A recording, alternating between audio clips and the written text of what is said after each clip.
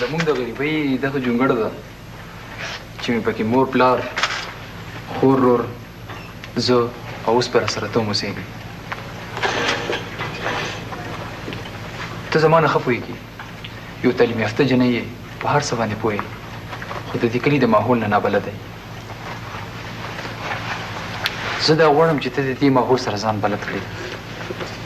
او په خپل علم او عمل باندې زموږ د کور د ماحول هم تعلیم یافته کړې دلته لږ څه په ډېر څه قبلېږي د بیبي خوی لږ سخت دی خو ته په خپل مینه محبت هغه هم ګټلی شي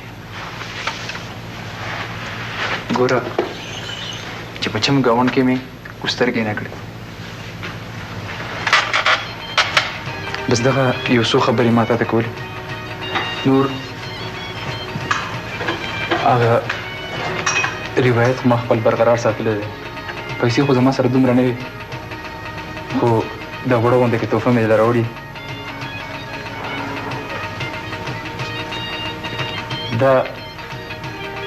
دا خو یو وړه معمولي ګوتې ده خو ما ورته به دا عمر له دیو بل سره په تړون کې ساتي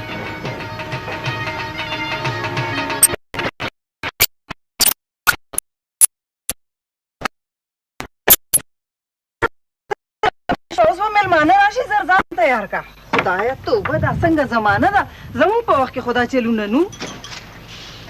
دا خو لا 5 بجې وي د کلي 5 بجې غرمه وي پاسه مونځ وکړه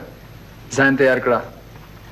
ګوره د کلي ګړۍ د ښار د ګړۍ نه 2-3 غنټې مخکې چلن کوي د دې سره ځان بلد کړه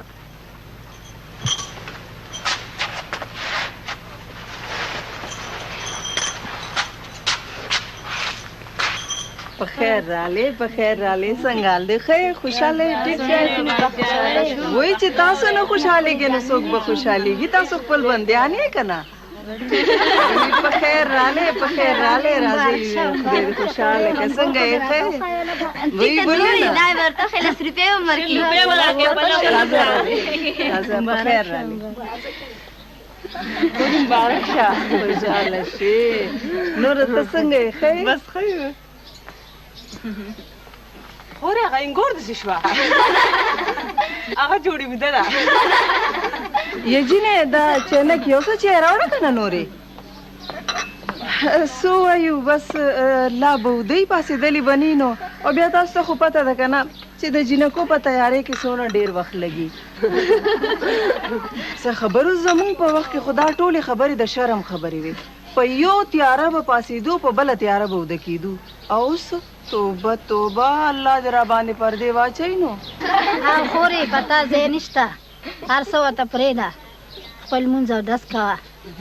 او بابو د دې نصیحتونه واوره دې نصیحتونو کې ډېر چل دی اوې پخه به دې ختمي که په لاس کې یې واخله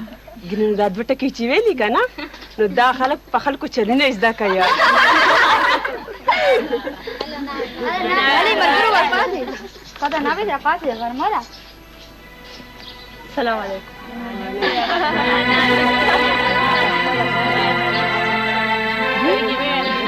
کالي دې نه دي اچولي بله جوړه کالي به دې اچولي وو که نه کم کالي بیبي دې کپړو سره خو کالي خوند نه کوي ګوره خانه دا ښار نه دی دا کلی دی که کالي دې جوړې سره ښه ښکاري او که بد ښکاري خو اچې به راځه کښېنه